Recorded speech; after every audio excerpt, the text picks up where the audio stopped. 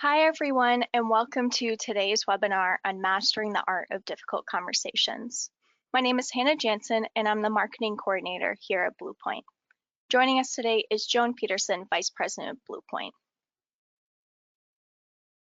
Before we get started, I just want to cover a few housekeeping items. First, this webinar will be recorded, and you'll receive a copy of the recording. Secondly, if you have any questions during the webinar, feel free to drop them in the Q&A panel. Thirdly, if you have any questions after the webinar, please feel free to email us at info@bluepointleadership.com or call us at 888-221-8685. All right, I'm going to pass it over to Joan. Thanks, Hannah, and welcome everyone. So glad you decided to spend some time with us talking about this idea of mastering the art of difficult conversations. As Hannah said, my name is Joan Peterson. I work with Bluepoint Leadership Development. Been in the leadership field my entire career, 25 plus years. And this topic of difficult conversations is, as you can imagine, it's one that's requested quite often by many of our clients. Our belief, if you know anything about Bluepoint, is that leadership happens one conversation at a time. And one of the conversations that critical for us to be more comfortable with is engaging in conversations that don't make us comfortable. So when we think about this idea of difficult conversations, a couple of thoughts. My hope is that throughout the course of our time together, I'll share some thoughts, some best practices, some things for you to think about around engaging in these tough conversations. As well, my hope is that I can help you think about difficult conversations in a different kind of a way. Maybe shift your mindset a bit about this idea of difficult conversations. The question that you see on the screen, I've asked of many leaders, what words come to mind when you think about difficult conversations? I'm going to ask you to think the same thing. If somebody asked you this question, how would you respond?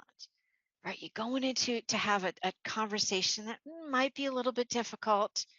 How do you feel? What are you thinking about? And as you can imagine, my guess is these are some of the words that came to mind for you. What we hear from many of our clients is, it makes me nervous. I have sweaty palms, tend to avoid it, feel a little guilty because I don't want to share bad news. I had a client say, I'd rather go to a root canal than have a difficult conversation. It feels quite uncomfortable. When we look at those words, most of those are about us, how we feel. And my hope is by the end of our time together, you shift again your mindset a bit, that when you think of difficult conversations, potentially you think about it from this perspective. When I engage in this conversation, might I be really helping the other person in some way? Might I be benefiting them, the team, the organization in some way? Maybe they'll see it as a gift. Maybe it'll help us work as a team a bit differently. This is this idea of acknowledgement. Sometimes when I engage in difficult conversations, I acknowledge the other person and I acknowledge our differences. There's a degree of transparency involved as well. So my hope is, again, that not only, yes, we'll share some best practices, we'll share some thoughts. My hope is you'll also start to look at the idea of having these conversations. You look at it a bit differently. I'll also ask of a lot of our clients these two questions. When you think about difficult conversations, what makes you most nervous? And then what gets in the way of you engaging in these difficult conversations? And I'll start with the second question first. One of the biggest barriers I hear clients talk about is, well, I don't have time. Like, I have these conversations that I need to have, but I don't have time to have them. To me, that's the fake reason. I think that's the reason we give ourselves to let ourselves off the hook. But if we really think about, well, what are the things that make you the most nervous? And we start to dig into that. These are the ones, again, top 3 that I typically hear from our clients. And I wonder, when you think about this for yourself, what are the things that get in the way of you having these difficult conversations? And if you hear yourself saying time, I'm gonna challenge that a bit. Might you be a bit uncomfortable with, what if they, get emotional? What if they get angry? And are we uncomfortable with the potential emotional response from the other person? That's one of the top answers I hear. Another response that I hear is this idea of, we get along really well. If I share uncomfortable news, if I give them feedback, or if I engage in this conversation where I don't agree with them, is it going to put a bit of a ding in our relationship? And I'm not ready to change or lose that relationship.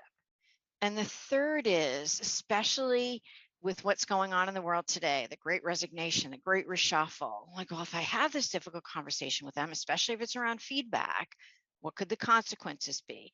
Might they choose to not want to work with me anymore? Might they choose to leave the team or the organization? I don't know if I'm ready for that. So these, again, my belief is these are some of the top reasons why we avoid having these difficult conversations. And if we really take a look at these three, they're all about us. So if we think about difficult conversations through the lens of the other person and looking at it from, this is a way for me to help them do their job better. It's a way for me to advance their skill set in some way. It's a way for me to help them see how they're impacting others. My bet is we'd be much more likely to engage in these kinds of conversations. I think what we hope happens is when we have a difficult conversation on our plate, something happens, we need to give feedback to someone, or we disagree with someone, and we think, oh, I don't want to deal with the emotional response, the loss of the relationship, the fear of consequences. So I'm going to kind of push it underground and hope that it stays there. We all know that we can't really push things under the carpet inside organizations, inside anywhere. When we fail to have difficult conversations, when we fail to confront, it runs underground, but only in the short term. And eventually it plays out quite often in a way that's not positive. It does erupt in a way quite often that is not positive for us, for them, for the organization, for the team. Looking at it a different way, my belief is that when this is specifically around a difficult conversation that's around feedback, when something happens that we need to give feedback to someone, typically it comes from either unmet expectations or interpersonal failure. That is, let's say Hannah and I are working together and Hannah commits to getting me something on Monday. She doesn't get it to me on Monday. That's an unmet expectation. Or Hannah and I are working together and Hannah gets it to me on Monday. She did it in a way that maybe wasn't the best way possible from an interpersonal perspective, an interpersonal skills perspective. So that's kind of the interpersonal failure. So if again, Hannah and I working together, she committed to getting me something on Monday, it doesn't come. And I think to myself, man, Hannah's really good. I'm surprised that I didn't get it. On Monday, I feel disappointed. Many of us will kind of just push that under the carpet a bit instead of engaging in that conversation. Think about what message that might be sending to Hannah. It was a fake deadline. Or, yeah, Joan said Monday. Maybe she didn't need it on Monday. And it happens again. Another deadline. Hannah misses the deadline. I don't stay disappointed. Quite often that disappointment is going to grow to frustration. Like now I'm thinking, oh my goodness, that's twice in a row that Hannah committed to something and didn't get it to me. Now I'm frustrated. If I don't give feedback, address, and engage in that difficult conversation now, it doesn't stay at frustration. It grows to disillusionment, anger. That's where conflict and trust build inside organizations and inside relationships. I share this with you because I believe we own that feedback. So Hannah doesn't own it. I owe Hannah the benefit of sharing that feedback with her at disappointment. If you find you get to a place where you're angry with the other person, my invitation to you is to really think about, like, what part of it do you own? What conversation did you avoid earlier in the relationship, earlier in the project? I saw this quote recently, and I just loved it. The choice to avoid difficult conversations often masquerades as kindness. So it's like, oh, I don't want to share that with Hannah because I don't want to make her feel badly. Well, think about it from this perspective. How many of you, if someone inside the organization knew that you were doing something that was getting in the way of your success, and you trusted that person, how many of you would want to know about it? So I've asked that question thousands of leaders all over the world, and I would say 99.9% of them raise their hand. Like, if we trust that other person, we want to know if we're doing something that's getting in the way of our success. And by me not sharing feedback, what we're really doing is not helping people become the best versions of who they are. And I'll ask you to look at this too. When we avoid difficult conversations, we trade short-term discomfort for long-term dysfunction. Now, I don't love the long-term dysfunction piece of this slide, but I do think when we avoid difficult conversations, we do trade that short-term dysfunction for helping those around us become the best they can be. So when we think about, again, difficult conversations, might we put ourselves in the other person's shoes and get out of our own way? Is this helping them in some way? Is this an opportunity for them to become the best version of who they are? And I think two big questions for all of us as leaders. The first is, you have a difficult conversation on your plate. Do you care enough about your organization, business, the team, to hold people accountable for the outcomes they agreed to deliver? To me, this one's even more important. Do you care enough about the other person to put yourself in a way that you're uncomfortable, but to share with them information that they need in order to learn and grow, that they need in order to change? I'm going to ask you to be thinking about a difficult conversation that you have on your plate, inside or outside work. And I'm going to walk you through a questioning route that my hope is helpful, not just for that one conversation that you're thinking about now, but is helpful for you to kind of reflect on the next time you have a difficult conversation that you're avoiding. So again, think of a difficult conversation, inside or outside work, one that is important for you to have, but you know it's going to be tough. Just take a moment to reflect on, well, what is that conversation? Who is it with? What is it that you want to share with them? And then with that conversation in mind, I'd like to walk you through a few questions that I hope you find helpful. The first is this: how would having this conversation advance the cause? That is, how would putting yourself in a place of discomfort, having this conversation help business, the team, this person? How would it advance the relationship? How would it advance whatever it is you're working on? What are the advantages to having this conversation? Just think again, conversation that you had, how would having it advance the cause in some way?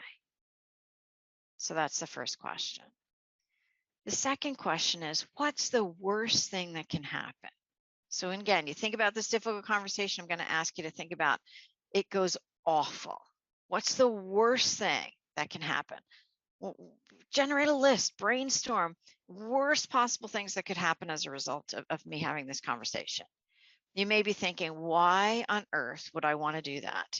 You know, if I start to list all those worst things, the likelihood is I'm not going to have it. Well, actually, it's the opposite of that. When I start to generate and think about the worst possible things that can happen, quite often reality oftentimes isn't those worst things. More importantly, when I start to generate the list of the worst possible things that can happen, from a neurological perspective, our brain actually starts to solve for them.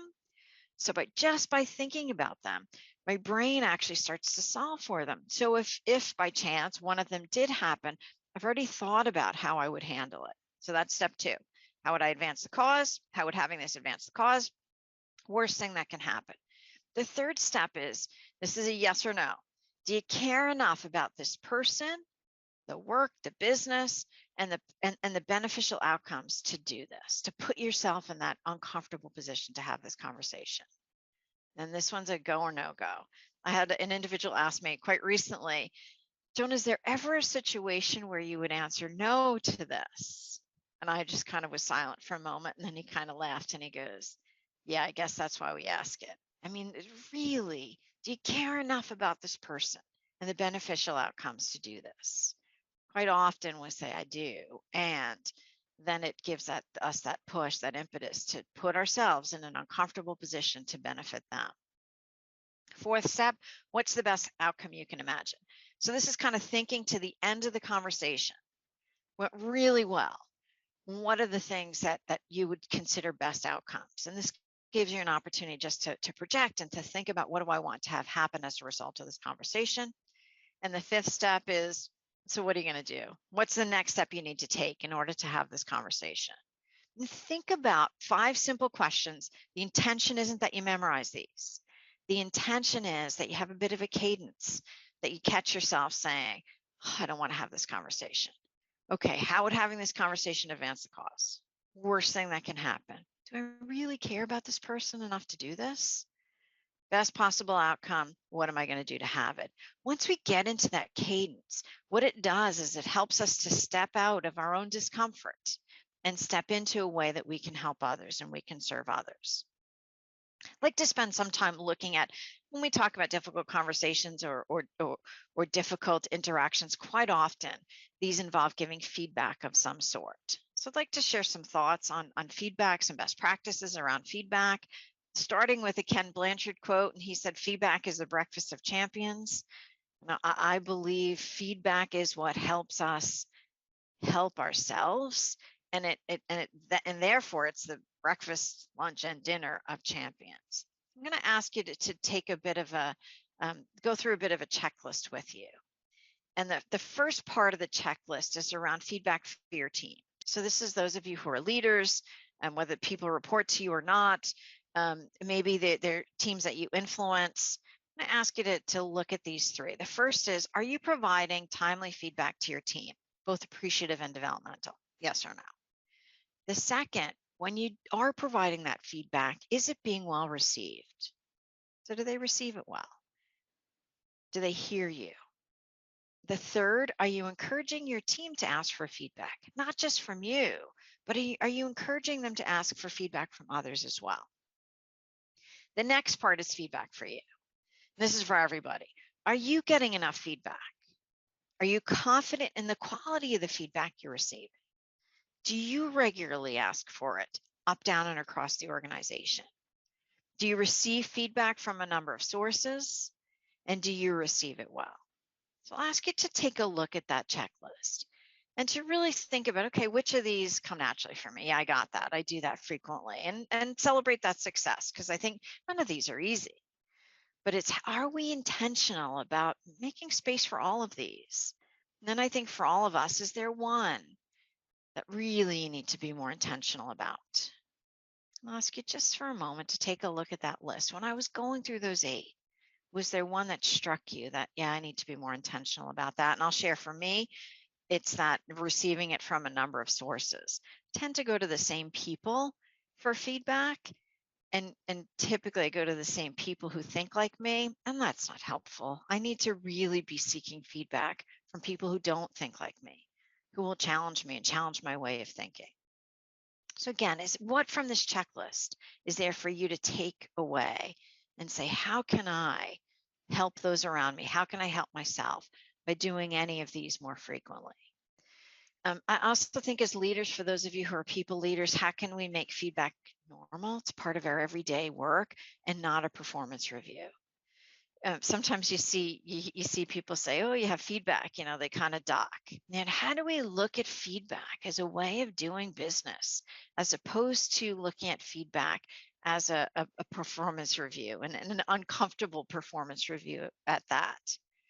I'd like to share 5 principles, 5 things that we believe are critical in providing feedback, and they all start with P, so that a bit easier to remember. The first is around positive intention. The second is around perception, preparation, personalization, and presence. Like high level, talk about all 5 of these. Again, my hope is sharing some thoughts with you that might be helpful as you think about some feedback conversations potentially that you have on your plate. Positive intention, to me, this is the foundation of all the other P's. Before I go into that conversation, I need to challenge myself with, what are my intentions here? Am I doing this for the other person, the team? Am I doing this for the organization? Or am I doing this for me? And if we can't do it with positive intention, the likelihood is the conversation's not going to go well. So I'll give you an example. I don't know if any of you, I have 2 children, and if any of you are involved in youth sports, quite often in youth sports, as the children get older, I have a 15-year-old who plays competitive soccer. They tell you there's the 48-hour rule. So you can't contact the coach 48 hours until after 48 hours after the game. And really it comes down to this positive intention, because really if people are giving the coach feedback after a game, it is not with positive intention.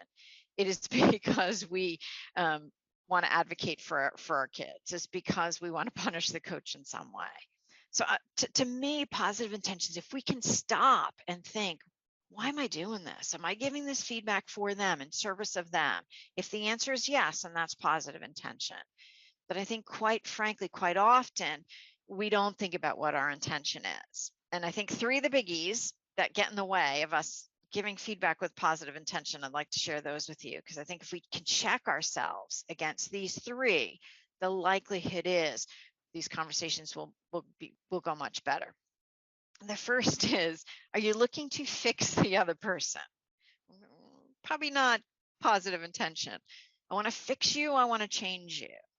If we are at a place where we want to fix someone, that conversation is not going to go well. I want to help them become the best version of them. I want to help serve them in some way, is different than I want to fix them. The second that I think we often fall into is, I want to get this off my chest. So I'll go back to the youth sports example.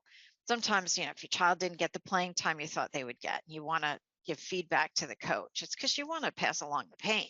You want to get it off the chest. It's not to serve that coach or the team in some way. And the likelihood conversation is not going to go well. And the third, I think this youth sports as well, I want to show you how wrong you are and how right I am. If we can challenge ourselves, all right, am I looking to fix them? Do I want to get this off my chest? Do I want to show them how wrong they are and how right I am? Again, likelihood is conversation is not going to go well. If I can challenge myself to get to a place where this is with positive intention, where my intentions are to help them, the conversation is going to go much better. Even if I frame the beginning of the feedback with, Hannah, I'd like to have a conversation with you. My intentions are to share with you an impact that X, Y, and Z had, and how I think, that this could be, you could have a much more positive influence on the organization. Different than, Hannah, I want to fix you. And I know we wouldn't lead the conversation that way, but if we can come in with a mindset of positive intention, the likelihood is the person will be much more receptive. So when you think about that difficult conversation that you came up with before, just challenge you to think for a few seconds, like, what are your intentions? What would be a positive outcome specifically for them, so that you lead and you go into that conversation with positive intention. The second P is around perception. And this is before we go into the conversation. Is it possible for us to put ourselves in their shoes? How might this be seen by them? And this is around empathy. Empathy means a tremendous amount when it comes to difficult conversations, especially those around feedback. Before I share the feedback, and I challenge you, before you share feedback with anyone, put yourself in their shoes. Think about what it's like from their perspective. What was it like to be them in that situation?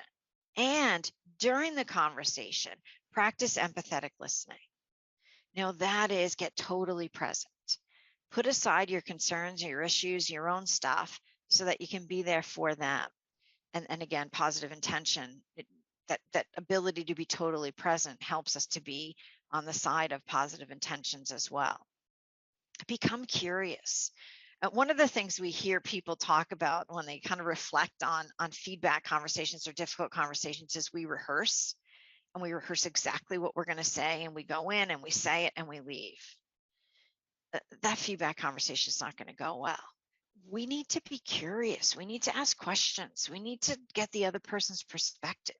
We need to make sure they have a voice in the conversation, so that, again, we can hear what their side is, how things look from their perspective. And that leads to this third one, which is seeking to explore and learn. Be curious, ask questions, help see things from their perspective. in a difficult conversation or a feedback conversation, silence is really helpful. It helps you reflect and it helps the other person reflect. And for many of us, again, especially if we're uncomfortable, we talk, talk, talk, talk, talk, talk, talk. And if we ask a question, we ask the question. If they don't answer it right away, we jump in. Be really intentional about welcoming silence in a conversation, especially a difficult one. It gives both of you space and time to reflect, to think about before responding. And number 5 really is at the epitome of empathy. That is trying the other person's shoes. Ask yourself, what's it like to be this person right now? So as you look at that list again, I'll invite you to do a bit of a self-evaluation, a self-assessment here. Which of these come naturally for you? And for those that come naturally, how can you make sure that you include these as part of difficult conversations? For me, as an introvert, welcoming silence comes pretty naturally for me. So that's one that I can be really intentional about. And then on the other end of the coin, about which do you need to be more intentional? Which doesn't come as naturally for you, that you need to remind yourself of before going into the conversation. And for me, that first one, I have a million things going on at once. If I'm engaging in a conversation that matters, I need to be really intentional about getting present, about tuning out everything else around me so that I can be with that person in that moment. Again, just take a look. Which one for you? Most naturally, I need to be more intentional about it. And which do you want to make sure that others see more of from you? The next P is around perception.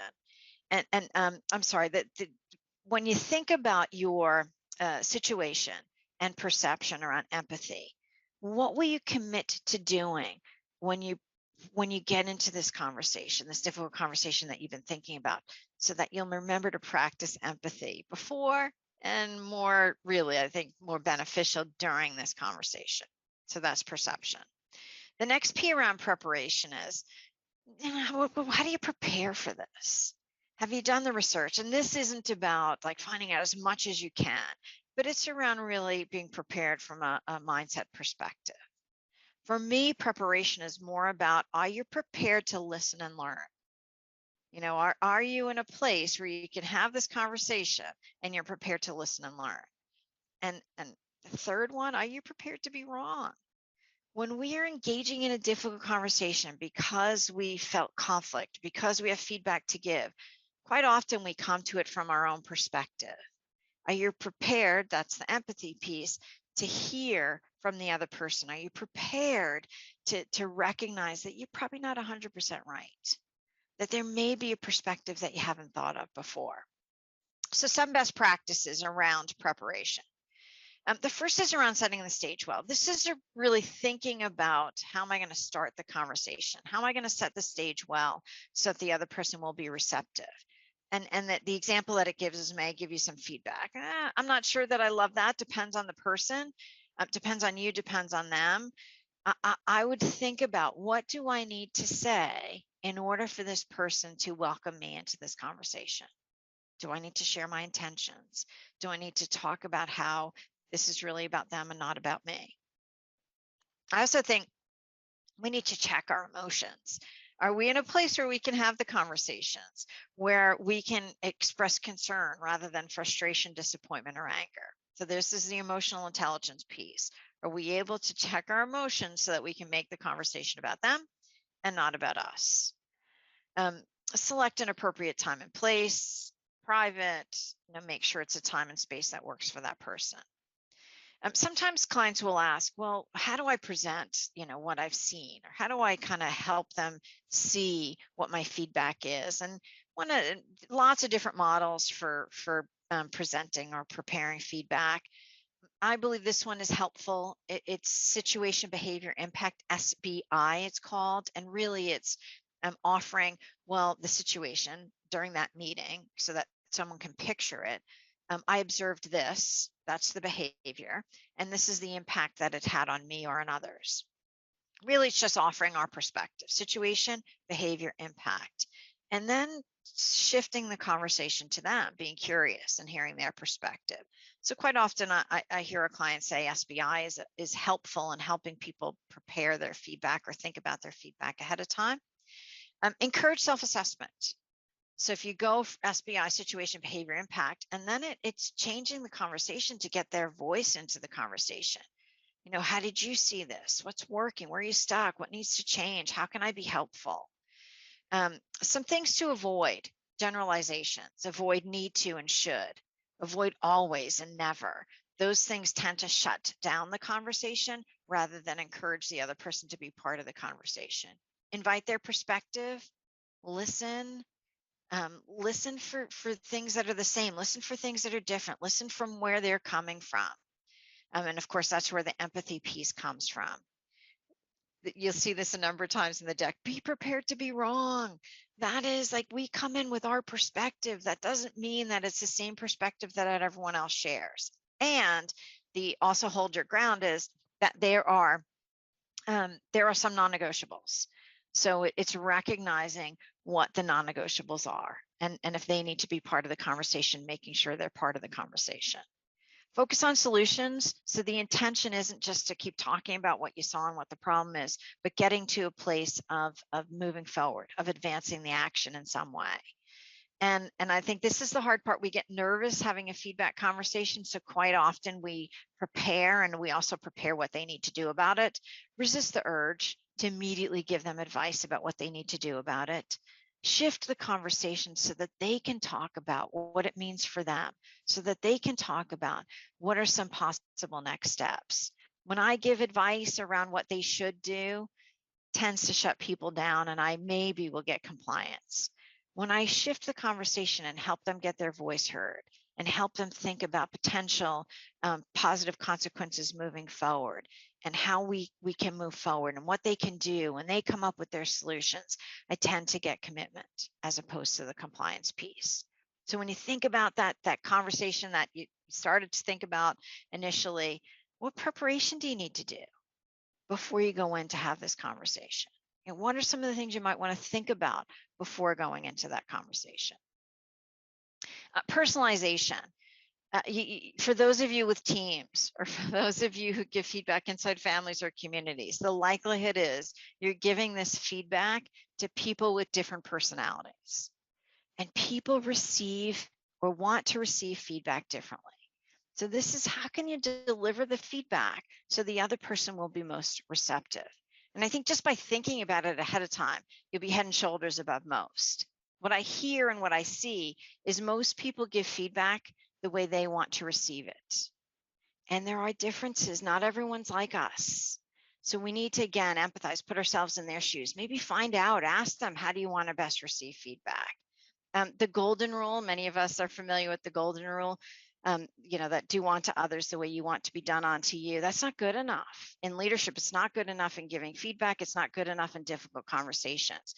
The platinum rule is, do unto others the way they want it. Think about what it's like to be them, and think about how do they want to receive that feedback. So for your own challenge, that again, we've been talking about the whole time, really think about the person and ask yourself, well, how would they first want to be approached? And if I don't know, how can I find out? What will I need to do to increase their willingness to listen? What are some of the things that they value? And how can I connect this to what they value? And if I don't know, how am I going to find out? And then what are some of the things to avoid with this person? What are some of the hot buttons that I don't want to press with this person during this conversation? So again, thinking about that conversation, what do you need to do to personalize it? Maybe what more information do you need so that when you do have feedback for this person moving forward, you can give it to them in the way that they can best receive it. I love this slide. The fifth P is around presence. And this is, how am I showing up in that conversation? And what do I need to do in order to maintain my presence throughout the conversation? And big four. The first is, and I'll go through all these: calm at ease, attentive and of service to others, open and transparent, confident and optimistic. In that conversation, this is that check your emotions at the door. Am I able to be calm and at ease? Because the likelihood is when people are on the receiving end of a difficult conversation, they're going to look to us. They likely will, they're probably going to feel a bit nervous maybe, and they won't be calm at ease. So they're going to look to us and what emotions are we bringing into the conversation. I share this example when I talk about common at ease. I don't love to fly. I fly a lot with the work I do. So when I'm in a plane and the plane starts to shake, when there's some turbulence, the first thing I do is look at the flight attendants. And I think, are they still pushing the cart down the aisle? Because if they are, then like this is an okay shake. Well, the same thing happens when we're in a difficult conversation with someone and we're initiating the conversation. That person's going to look to us. Are they calm and at ease? And that will really force them to calm themselves down and to calm their nerves so that we can have a productive conversation. The second around presence is, do they believe that I'm attentive? I'm empathetically listening and I'm looking to serve them. Again, I believe this is so important that when we go in to have this difficult conversation, I need to be really present. I need to be empathetic. And I need to go in with that positive intention. It will show up really quickly if I'm not. The third is this idea of being open and transparent. And to me, in a difficult conversation, being open is around sharing our feedback freely. And being transparent, I think, happens not just in that conversation, but before and after the conversation. And that transparency is the fact that we're working on things as well. That transparency comes from us asking for their feedback. That transparency comes from our conversations about when things haven't gone well for us as well. The fourth is confidence and optimism. Can we, in that conversation, be present in a way that shows them that we're optimistic for them and their future, and that we're confident and we have confidence in them moving forward? And again, it's, are we able to show up in a way that lets them know that we come in with an optimistic bias and we come in with confidence in who they are and the value they add? So for your own challenge that you came in with, how can you make sure you remain calm and at ease? I think we can plan for that. This again is around our emotional intelligence. How will you stay attentive to and empathetic of the other person during the conversation? To what degree will they expect openness and transparency from you? And to me, this one isn't just in the conversation. I think part of what earns us the right to be in the conversation is that we're transparent in other conversations about our own development. And how will you express confidence in that? How can you remain optimistic moving forward? It's kind of checking ourselves. Are we able to have this conversation in a way that's helpful for the other person? Quite often when we talk about difficult conversations, we talk about feedback, and it's kind of confronting the facts, or it's giving constructive feedback. I think there's so much value in appreciative feedback inside organizations, and I wanted to make sure we didn't give it short shrift here. That giving appreciative feedback is helping people recognize that we see them, that we acknowledge them. And I think we need to let people know, especially with many of us still working virtually or in hybrid teams, are we spending enough time acknowledging people, affirming people? The ratio, if you read what feels equal for folks, it's anywhere from 4 to 1. What do I mean by that? It's anywhere from 4 or 5 to 1. So 4 or 5 appreciative comments feels equal to 1 constructive comment. So that doesn't mean I go into the conversation and I kind of say, all right, I got to give him 4 compliments before I kind of the other shoe falls. This is about being really intentional about having appreciative conversations with others, about looking for what's going well and letting them know about them, about letting them know where they add value. This isn't about flattery. It's not about kind of handing trophies to people. It is about being intentional as human beings, as leaders, looking for the value that people bring and telling them about it. David Cooperrider really is the gentleman that researched this idea of appreciative inquiry. And what he found is this idea of of looking for things in systems. The more we look for something in a system, the more I get of it. So what does that mean when it comes to appreciation? The more I tell someone about something that they're doing well, the more I'm going to get of it. I mean, it makes sense. If somebody tells me I'm doing something well, the likelihood is that I'm going to do more of it. But it doesn't stop there. When I show appreciation, when I affirm others, when I let other people know what they're doing well, I put energy into the system. So I get more engagement. Again, when we think about what's going on in the world today, I mentioned this before with the great reshuffle and the great resignation. As a leader, I have a responsibility to help people see how what they're doing makes a difference inside the organization, to be appreciative, to engage in appreciative conversations. One of my colleagues says this, like, your intentions aren't enough. Like, often we have good intentions. Oh, I'm going to share that with them. Oh, I saw they did a really good job there. I'm going to share that with them. And we get so busy, we forget to share it. Well, intentions left in our head mean nothing. So yeah, great intentions. And we need to still engage in those appreciative conversations. I would be remiss if as we were talking about feedback, I didn't talk about receiving feedback as well. We model receiving feedback. We model feedback not just by giving it, but being on the receiving end of it in a way that's positive. And some best practices for us receiving feedback as leaders, as individual contributors, always know that if people are giving us feedback, it is not easy for them. Express appreciation and thanks, even if it's feedback you didn't want to hear. Is there a way for you to express appreciation? If you don't, and we don't receive feedback, well, the likelihood is we're not going to get a whole lot of it.